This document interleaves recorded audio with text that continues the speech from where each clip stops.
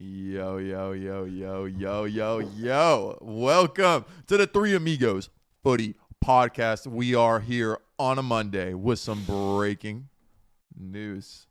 Theo, how you doing? I'm doing good. How are you? I'm great. Chase, and you doing good? I'm doing amazing other than the fact I'm wearing this ugly ass shirt, but I think it's nice. things could be a lot worse, so I'm not complaining. You know, that is a very beautiful Man United jersey. You know what the most embarrassing part of this kit is right now? My shirt. It's not even the fact that I'm wearing this ugly badge on it. It's this big ass Chevrolet logo on the front. What your club is a business. They don't care about the football. They put this ugly logo in the middle of their jersey, like it's disgusting. It's an American business. It's a nice my club American would business. never. My club would never. Well, My club would. Jason Visit is wearing- Rwanda. Jason is wearing that jersey because Tottenham got slapped up 3-0. Unfortunately. Yes, me and Carlos made a friendly wager that the loser of that game would have to wear the kit of the other team, and unfortunately, my team lost. But there is a silver lining in it that I'm sure we'll get to very shortly. Let's just get to it right now. Antonio Conte is in. Nuno is Yes. out. Yes, we lost El Sakiko, but we also won El Sakiko. So silver El lining. Sakito. Yes, I it's like that. actually a very difficult name to say, but I don't want to glance over the game itself because I think it's important to talk about it. That was awful. That was disgraceful. I know Nuno's gotten kind of all the heat for it as he actually got fired for it, but that's a reflection of everyone in that football club from top to bottom, starting with Daniel Levy all the way down to the players. That was awful. That was absolutely disgraceful. No fight. But silver lining, like I said, we got possibly the best manager in the world in to replace Nuno. So let's hope you can get a tune out of this team. Yeah, I am going back to the game. I didn't think it was anything special. I think that Ole Gunnar Solskjaer was scared, and that's why he went to a back 8 or back 7, whatever you want to call it. That was not a – some people want to claim it as like a 3-5-2. It was not, ladies and gentlemen. This is literally like a 7-2-1 or something like that, bro. Like, no. Tottenham – I think this game was more Tottenham just being absolutely horrific. Yes, you want to know the most? More than Man United actually being good. I'm gonna pull up some stats. Like, they were horrific. I don't know what the heck Nuno – or honestly, I'm not even going to blame Nuno because I don't think the players took him seriously from day one. No, let me read some stats to you guys about Nuno's era in the Premier League. So we've talked about kind of the distance traveled stat, and we were second to last. But our attacking stats this year, 9 goals scored in the Premier League. That puts us in 18th overall. 18th out of 20. Chances created, 7.3. That puts us 19th in the table. Shots, 10.4. 19th in the table. Expected goals, 1.02 a game. That puts us 17th. That is, I mean, that kind of says it all, right? And the one thing about that United game as well, 0 shots on goal the whole game. And even the game before that, we didn't have a shot on target for the second half of that game against West Ham. So we went 135 minutes plus of Premier League football without a shot on target. That is embarrassing when you have a front 3 that's led by Harry Kane and Heung-min Son. Unacceptable. It was the wrong appointment. Nuno was the wrong appointment, but it was the right decision to let him go now, especially when we got, as I said, possibly the best manager in the world to replace him. Theo, what do you think? Just on everything. First on the game, I thought United defended really, really well. I thought they defended really well. Yes, It didn't look like Spurs were going to get through it all. Can I ask you a question? Yeah. How can you defend badly when you have like 7 or 8 players behind the ball? I don't know. Honestly, I think the back 3 worked out well. I think it was also because Harry Kane and Son and their usual attacking players just kind of ran out of ideas. They didn't look very motivated. I agree. On the counterattack, you were really good. I thought that was good. It might have been down to Spurs being poor defensively, but Yeah, they were horrific. The last some goal really that good, Rashford scored, really horrific. good finishing. Happy for Cavani. I think you have to play. You just have to play around Ronaldo, and they did well to do that and to defend well, and then to counterattack with the wing backs and Cavani and Bruno Fernandes. So I thought that was good. I think it was a good approach for Ole to save his job. I actually really want to dive deeper into, before we get into Conte, we'll talk about him towards like the end of this segment. I want to dive a little bit deeper into Nuno's reign at Tottenham. Yes. I said from the beginning, he is the Portuguese Jose Mourinho. Now, it's a joke, but I think actually it came to fruition very, very quickly. I think it was doomed from the start because I know we've gone into this so much, but just the summer, I don't even want to talk about Harry Kane not being sold or anything. Just the way that the summer happened, you know, so shambolic. And then knowing that you're like the 8th choice manager coming in and they basically settled for you like no one was in love with you and anything like that. I thought it was just doomed from the start. Like if you're a player at Tottenham Hotspur, if you're Harry Kane who wanted to leave, if you're Son, Lucas, any one of their top players, you're thinking, we got an 8th choice manager that no one even likes, that no one respects. And I thought from day one he was doomed to fail because, one, you're picking someone so close to a manager that you just replaced because you didn't like his play style. I thought that doomed him. The summer doomed him. Harry Kane doomed him. Harry Kane quit on the team. I'm not even going to flat out. I'm super disappointed in Harry Kane because I understand everything, and I felt really bad for him during the summer, but I feel like, okay, like you have to be professional at some point. And what I saw against like my team, Man United, he was horrific. Like absolutely horrific. He was the worst player on the pitch by far. Like if you're worse than Fred, you have a lot to be like, you have a lot to like be thinking about. Nuno was doomed from the beginning. I will also say this about Nuno. He was so successful at Wolves with with 3 at the back, and I understand it's Tottenham and it's a bigger club and they play style is important, but like look what just happened. You got sacked for a manager that plays the 3-5-2 way better than you ever will. So why didn't he stick with it? He had Doherty, he had Reguilon, who I think modern football, and Theo, I want you to talk about this as well. I think modern football is all about fullbacks. I think fullbacks are like your most important position. Yeah, I think wingbacks are important.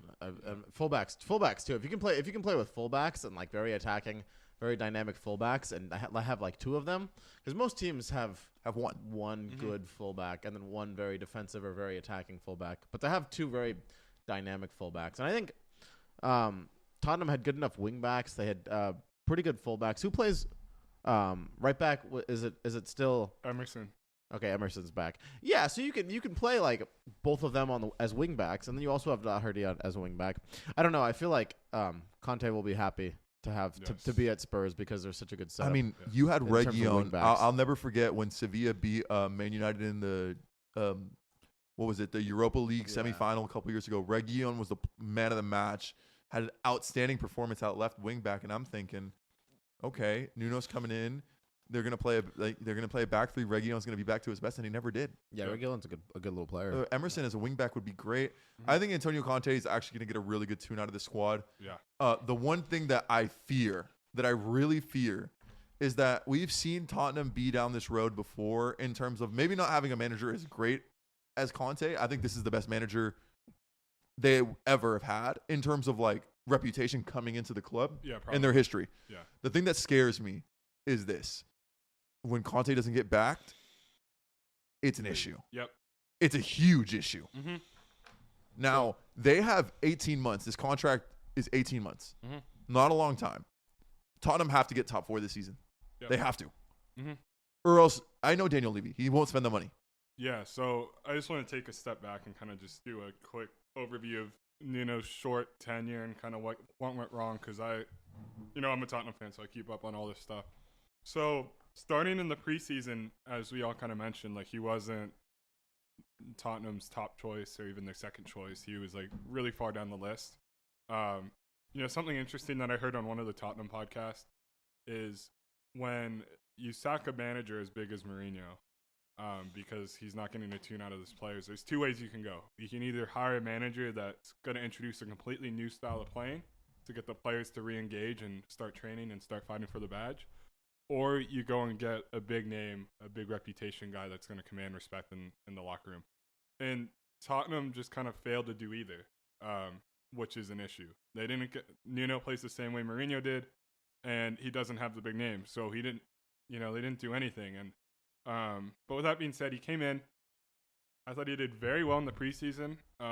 Based on like reports I heard, it seemed like the players were happy. He got a lot of the players in really good shape. A lot of positivity around the club, and it seemed like everyone really liked him. Everything I've ever heard about him is he's a really nice, like, respectable man. and everyone likes him. But things just kind of turned sour. I don't think he never gained the respect of Harry Kane, and I think that shows by his performances on the pitch over the past couple weeks. The performance against United was indicative of how we've been playing for the past month or so, and it was an issue. I mean, let's start with this. Like, when I saw the team sheet on Saturday morning, I texted Carlos and I said, "Oh my God, Ben Davies is in the team over Reguilon. What is he doing?" Anyone who's ever seen both of those players play knows that Reguilon's much better. And he decided to play Ben Davies, and guess what happened? Ben Davies got schooled by Ronaldo. Yeah. That comes down to the manager. And I think the game really comes down to 2 minutes. One, that disallowed goal against Romero. We could look back and say if he was onside, it could have been a completely different game. We could have gone up 1-0, and we could have sat back. Yeah, but he was way offside. He was way offside, yeah. But there's that. And then when he took Lucas off in the second half, and I know it may not be a big moment to people that didn't watch the game, but in the 54th minute, he took off Lucas Moura and put on Steven Bergwijn, and the stadium erupted. I think we were already down 2-0 at that point. If not, United were pushing. Bergwijn has like 1 goal in like his last 54 appearances. Yes. Nothing against Steven Bergwijn, but Lucas Moura was our best player on the pitch. He was pressing. He was all around. He was like one of the only players that was putting in effort. And when Nuno took him off, here's the other thing. United's playing a back 5. We know that we got to put attacking players on the pitch, or else we're just not going to score. And we had 2 holding midfielders, Skip and Højbjerg, and what does Nuno do? He takes off our best attacking player that day and puts on someone else that can't score. And the stadium erupted. And after that, people that watched the game heard it, but there were chants of, "You don't know what you're doing," by the Tottenham fans, and there were also chants of, "You'll be sacked in the morning," by the Tottenham fans. And it just turned really sour and really toxic pretty much immediately when he got taken off. And then, like, I was watching the game and they showed Nuno when he took him off, and there were fans behind the bench, like, throwing stuff at Nuno, like throwing their drinks and stuff. It was just like really toxic. And then the other moment I want to highlight is when United went up 2-0. That's when the game was over, and that's when things kind of really turned bad. Interesting note on that, our sporting director, it's been reported that he completely left the stadium after that second goal. He was over it. And that moment was really kind of the nail in Nuno's coffin. About Conte. Let's get to Conte. And then getting to Conte, yeah. In my opinion, Conte's top 3 managers in the world. I think the only 2 that are in the conversation with him are Klopp at Liverpool and Pep at City. Like, you guys step in if you guys disagree. But I think he's probably top 3. I think it's those 3 and everyone else. But regardless, he's one of the best 5 or 6 in the world. Amazing manager. He's going to come in. He has his philosophy. Everything I've heard is he's really going to drill these players on how he wants to play in his system. If he doesn't like you or you're not committed to the club, he's just going to get rid of you, and that's what we really need. We have a lot of deadwood, a lot of players that aren't giving for the badge. Players that come to mind are Dele Alli and Harry Winks off the top of my head. If they don't come in under Conte, they'll be gone. That's exciting. Another point, he comes in, he spends a lot of money. The fact that we're bringing him in says that we're going to spend money this January. Hopefully. Because he wouldn't come in unless he had assurances, and from what I read, those assurances would be written into his contract. So the fact that it's all signed now, we're going to spend this January, which is exciting. I think we have a chance to push for top 4 this year, and maybe win a trophy or 2, like the FA Cup or the Carabao Cup or the Conference League. So very, very exciting. I was really down yesterday about Tottenham, but really excited now. Still wearing this United kit, but all in all, very, very positive. Yeah, I think Tottenham, great for them. Very happy. Looking at the United perspective, Theo, was this a win that will save Ollie's job? I think for right now it'll save Ollie's job, and I think it'll give him a better kind of outlook going forward, because I think the team will be in better form and he'll have kind of an idea of what he wants to do against Atalanta, which he was criticized for their defending against Atalanta last time. This back 3 is the formation moving forward? Probably for now, yeah. It's probably what he'll go for, because even though he has these incredible wingers and a lot of attacking depth, I think he's just got to go with a back 3 because he can't get the defense right. I think this is why Ollie should get sacked. You spend $74 million on Jadon Sancho, and now he will not play because he doesn't fit in the formation. Marcus Rashford, Ollie's main man, does not fit in this formation. No. The only one, maybe Greenwood. Greenwood does fit. I mean, he's striker. Anthony Martial fits. what are you doing, Ole? You just when things go bad for you, now you switch completely your formation. You've never done it. You've drilled us in the United way, being a 4-2-3, 4-2-3-1, being super attacking, being super, pass and move. And now you go to a back five just because you're under pressure trying to save your job. He's a shambles of a manager. The way that United have handled losing to Liverpool 5-0, if that ever happens, you should get fired. I don't care. You should be fired. You should not be there the next day. You should have gotten fired immediately after the game. The fact that he's in a job shows that United's standards as a club have dropped so much, because if it is okay to lose 5-0 to your rivals at home and be embarrassed like that, it leaves me so hopeless. And that's why I was praying that Spurs would put in a performance and beat us. I was praying, and it didn't happen. And I think this is the worst win in Man United's history, because if Ole stays in this job, because they're not going to sack him now, because now even worse, who are you going to go get? No, the United board's going to be like, well, we're not going to sack him because there's no one to get. Yeah. I don't want us to win any more games. I'm going to be honest with you. I love Man United. I will support them, but I will go on record in saying that if Man United keep on winning with Ole Gunnar Solskjaer, it's just going to be a habit of, we win a couple games, then we start losing, we hit a bad patch. We might finish top 4, but we'll never win anything. We'll never win anything. He's not the right man for the job, and the board is an absolute disgrace. Because honestly, this club is a business. They just want to get top 4. It's like Arsenal under Wenger. Just get top 4. That's it. Yeah. Like top 4 is now winning a trophy for Man United and its owners. And we're heading down that Arsenal rabbit hole, and it's just so sad. And Ole Gunnar Solskjaer, he's a joke. He's like, today he said in his press conference, criticism keeps me going. You have no tactics, bro. If you had a squad, if you had an Arsenal squad, you would be in the bottom half of the table. Yeah, well, it's interesting about Ole, right? Because it almost seems like whack-a-mole with him. Because, last year it seemed like he figured out the defense. I think you guys had one of the best 3 or 4 defenses in the league last year. Correct me if I'm wrong, but I believe you guys were top 3 or 4 in terms of stats.